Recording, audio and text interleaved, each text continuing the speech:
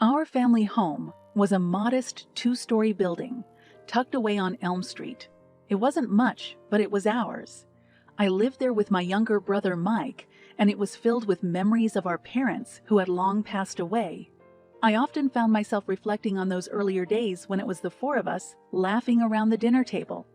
After their passing, Mike and I held each other up, leaning on one another for support.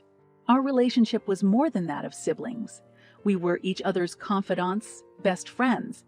I worked at a large company downtown, and Mike was pursuing his studies at the local college. Our evenings often consisted of shared meals and long conversations. It was a simple life, but we were content.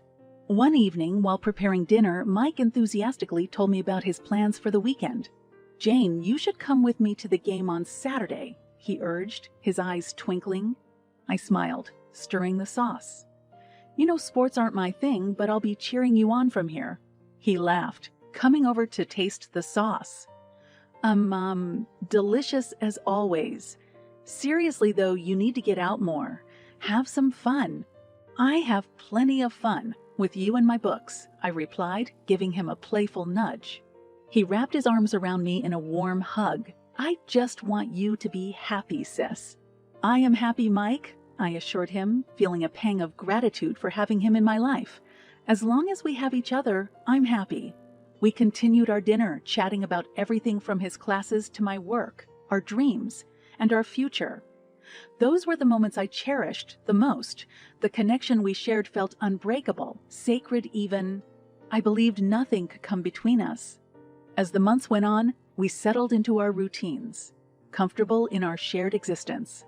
But life has a way of throwing curveballs, and our quiet life was about to be disrupted. Little did I know that a chance encounter at a cafe downtown would change everything. Mike was about to meet Sarah, and our lives would never be the same again. That night, I noticed a spark in his eyes that hadn't been there before. He talked about the amazing girl he'd met, his words filled with excitement and anticipation. I listened, happy for him but also sensing that a chapter in our lives was closing.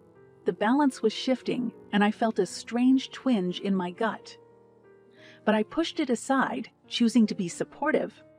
After all, family sticks together and nothing could ever change that. Or so I thought. The news of Mike's newfound love interest didn't surprise me.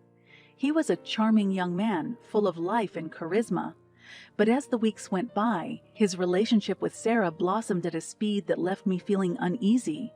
One evening, he brought her home for dinner.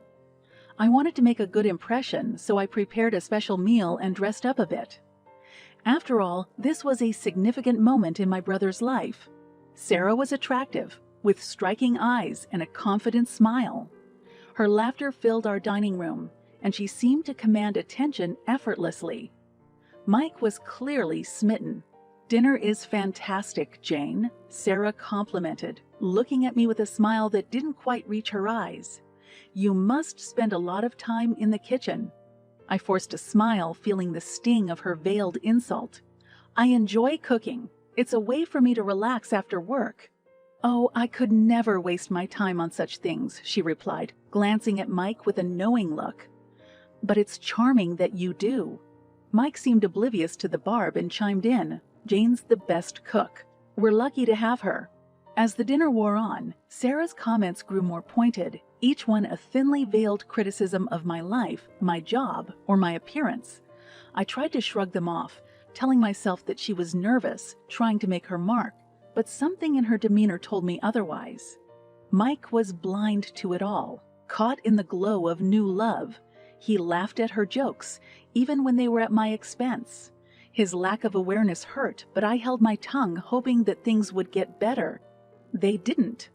As the weeks turned into months, Sarah became a regular fixture in our lives. Her insults grew bolder, her jabs more frequent. Mike continued to defend her, often telling me that I was overreacting or that I needed to lighten up. "Come on, Jane," he'd say, trying to placate me after a particularly nasty remark from Sarah. "She's just teasing. You know how girls are." "But it's constant, Mike," I'd argue, frustration welling up. He'd shake his head, his expression filled with confusion. You just need to get to know her better. You'll see she's a great person." But I didn't see it. All I saw was a woman who was driving a wedge between my brother and me, turning him against me with her words and her influence. I wasn't going to put up with it, but my attempts to talk to Mike were met with resistance. He was too wrapped up in his newfound love to see what was happening. Sarah's arrival had changed everything. Our once close, knit family was unraveling, and I felt a growing sense of dread. My brother was slipping away, and there was nothing I could do to stop it. I knew that I had to take a stand, but I was afraid of losing Mike. I was caught between my love for my brother and my growing resentment towards Sarah. The storm was brewing, and I could feel it in my bones. But I had no idea just how devastating it would be. Our lives were about to be changed forever, and there was no going back. The wedding was fast approaching, and the house was filled with the hustle and bustle of preparations. Sarah had become more brazen in her treatment of me, and Mike was more and more distant, wrapped up in the whirlwind of his new life. I felt like a stranger in my own home. The day before the wedding, everything changed. I had left work earlier than usual, feeling a strange urge to be home. The house was unusually quiet when I walked in, an eerie silence that set my nerves on edge. As I made my way upstairs, I heard it, a soft moan followed by a stifled giggle. My heart began to pound and a cold fear crept over me. The sounds were coming from Mike's room. I hesitated for a moment, torn between the need to know and the fear of what I might discover.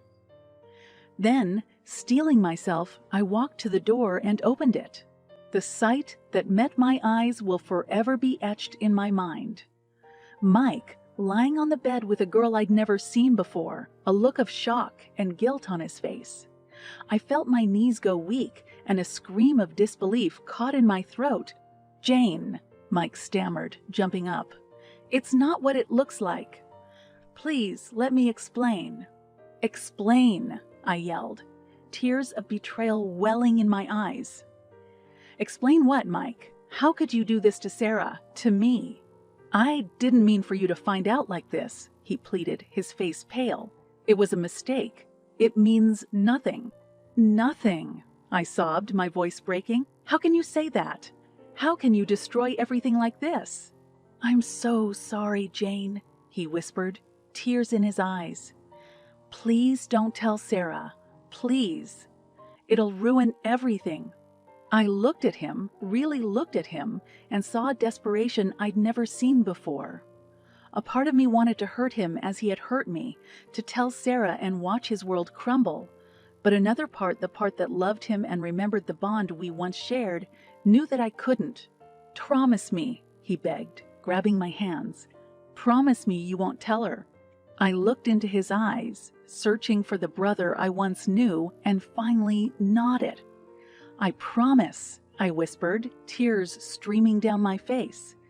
"But you've broken something, Mike, something that can never be repaired." I left the room, feeling a weight settle on my shoulders. The secret I now carried was a heavy one, and I knew that it would change everything.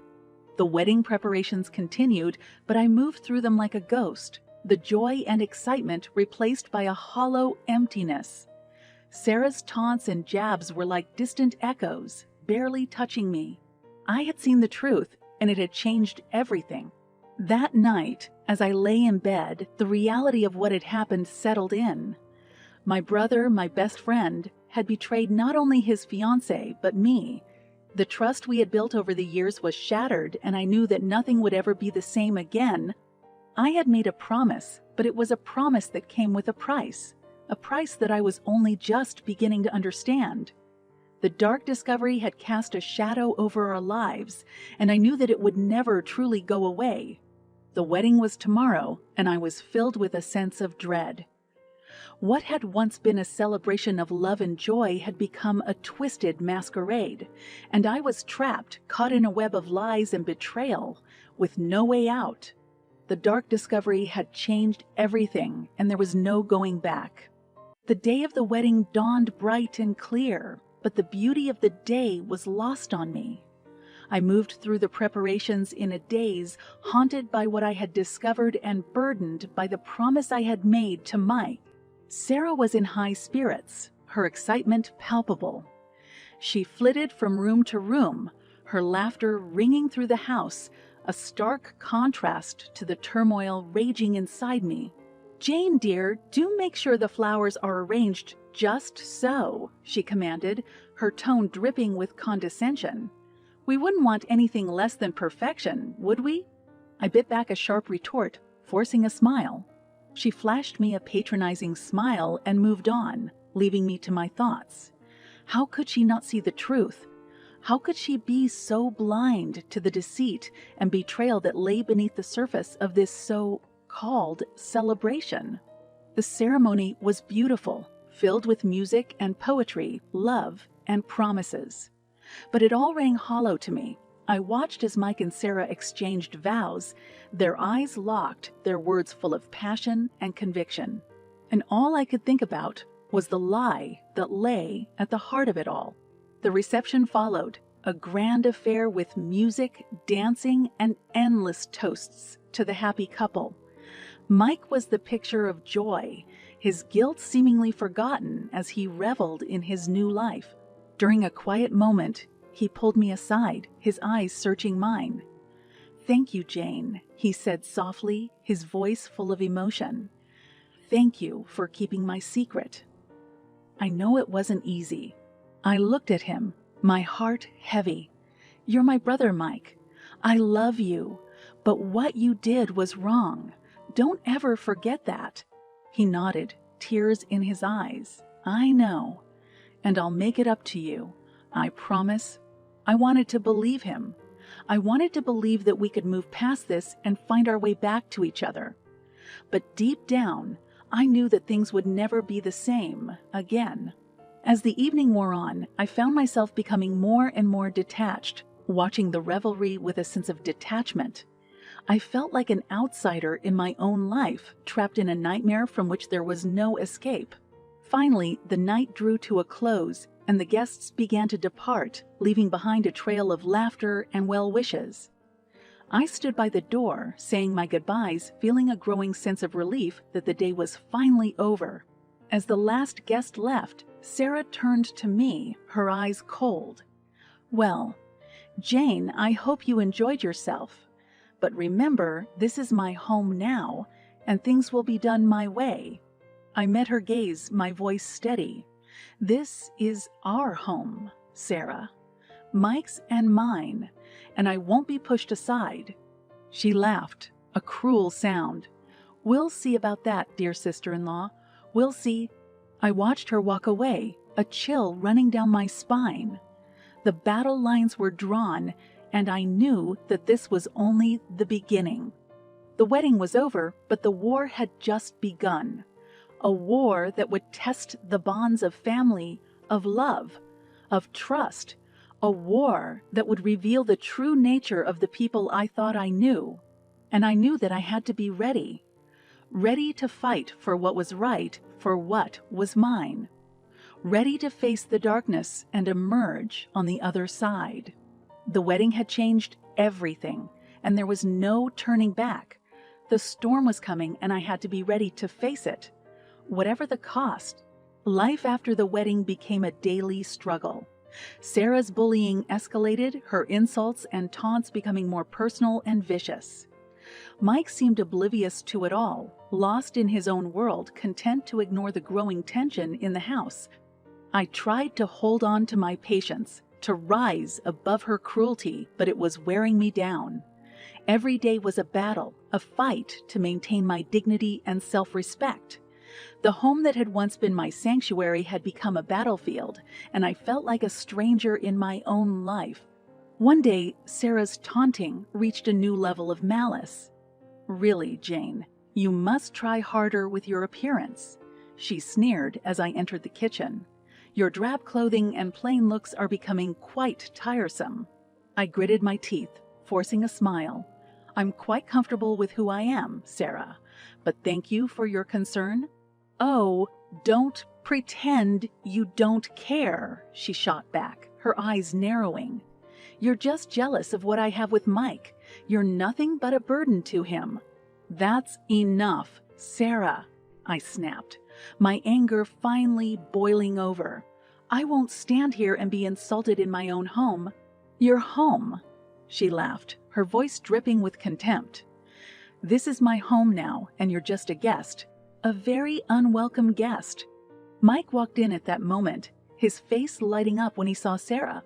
"What's going on here?" he asked, his eyes darting between us. "Your sister is being insufferable, as usual," Sarah pouted, playing the victim. "She doesn't understand her place in this house." Mike turned to me, his eyes pleading. "Jane, can't you just try to get along with Sarah? For my sake?" I stared at him, disbelief washing over me. "For your sake? What about me, Mike? What about what she's doing to me? How can you just stand there and let her treat me this way?" He looked at me, his eyes filled with confusion and hurt. "I don't understand why you're making this so difficult. Can't you see how much I love her? Can't you just let me be happy?" I felt a sharp pain in my chest, as if my heart was breaking. "I'm your sister, Mike. I've always been there for you, supported you, loved you. And this is how you repay me, by allowing her to treat me like this." He looked down, his face flushed with shame. "I'm sorry, Jane. I didn't mean to hurt you. But she's my wife now, and I have to stand by her. Even if it means losing me," I asked, my voice breaking. He didn't answer, and I knew that I had my answer. That was the breaking point. The moment when I knew that I had lost my brother, lost my home, lost everything that had once meant so much to me. I packed my bags that night, tears streaming down my face as I realized the enormity of what had happened. I was leaving behind my past, my family, my life. As I left the house, Mike stood at the door, his face pale, his eyes filled with regret. "Jane, please don't go." "I'm so sorry." I looked at him, my heart aching. "I love you, Mike. But you've made your choice, and now I have to make mine." I walked away, my steps heavy, my soul shattered. The breaking point had come, and there was no going back. My life had changed in an instant, and I knew that I had to find the strength to move on, to rebuild, to find my own path. But no matter how far I went, I knew that the pain, the betrayal, the loss would always be with me. The breaking point had changed everything, and I was left to pick up the pieces, alone and adrift, searching for a way to heal. In the days following my departure, anger festered within me. The pain of betrayal was raw, and I knew that I couldn't simply walk away without some form of closure. I needed to make them understand the magnitude of their actions, the depth of their deceit. Revenge, once a foreign concept to me, now seemed the only path to healing. I found a small apartment and immersed myself in work, my mind constantly replaying the events that had led me here. The taunts, the lies, the abandonment. They all fueled a fire within me, a fire that demanded justice. The day of my revenge arrived, and I knew exactly what I had to do. I invited Sarah and Mike to dinner, a final farewell, a chance to make amends. They accepted, their curiosity piqued, no doubt expecting me to beg for forgiveness or plead for reconciliation. They arrived at my apartment, Sarah dressed to the nines, her eyes assessing everything with a critical eye. Mike looked uncomfortable, his eyes avoiding mine, a hint of guilt in his expression. "Jane, this place is quaint," Sarah said, her voice dripping with condescension. I smiled, my voice steady. "Thank you, Sarah. I'm quite happy here." We sat down to dinner, the atmosphere tense, the conversations stilted. Finally, as the main course was served, I looked at them, my eyes filled with determination. "Mike, Sarah, there's something I need to tell you," I began, my heart pounding in my chest. "Something you both need to know." Sarah's eyes narrowed, sensing that something was amiss. "What's this all about, Jane?" I took a deep breath, my voice firm. "It's about the truth, Sarah. The truth about what you both have done. The truth about the lies and the betrayal." Mike's face went pale, his eyes widening in shock. "Jane, what are you talking about?" I looked at him, my voice filled with scorn. Don't play dumb, Mike. You know exactly what I'm talking about. You were cheating on Sarah before the wedding, and I caught you. Sarah's face went white, her eyes filled with disbelief. What? Is this true, Mike? Mike looked at her, his face filled with guilt. I'm sorry, Sarah. It's true, but it was a mistake. It didn't mean anything. Sarah's face twisted with rage, her voice rising. A mistake. How dare you? And you, Jane, you knew about this and said nothing. I met her gaze, my voice cold. Why should I have said anything? You treated me like trash, bullied me, drove me from my own home. You both made your choices. Now you have to live with the consequences. Sarah's face crumpled, tears in her eyes. I cheated on you too, Mike. I never wanted you. I just wanted your money. Mike's face went ashen, his eyes filled with shock and disbelief. What? Sarah, how could you? I watched them, my heart pounding, my revenge complete. The truth was out, and they were left to deal with the fallout. I'm done with both of you, I said, my voice filled with finality. You've shown me who you truly are, and I want nothing more to do with you. Goodbye. I walked away, leaving them in stunned silence, the weight of their betrayal hanging heavy in the air. My revenge was unleashed, and I felt a sense of satisfaction, a sense of justice. But as the days wore on, the emptiness remained, the pain still raw. Weeks turned into months, and the dust began to settle. My revenge, while satisfying at the moment, had not brought the peace I had hoped for. The anger and betrayal still gnawed at me, but a small voice within urged me to move on, to find a new path, to rebuild. I threw myself into my work and began to explore new interests. The world seemed full of possibilities, and I was determined to make the most of it. Slowly, I began to heal, to find joy in life again.